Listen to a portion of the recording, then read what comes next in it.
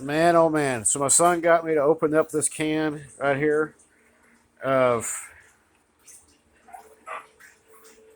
duplicolor paint shop metallic blue.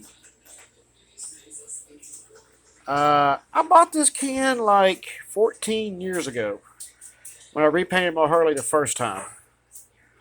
And this stuff is still good.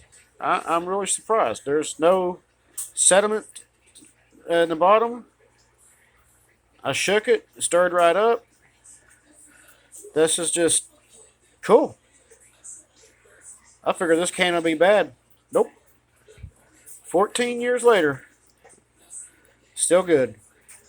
So I guess duplicolor paint does make a good paint. Or at least they did back then. Let me know what y'all think. Drop some comments.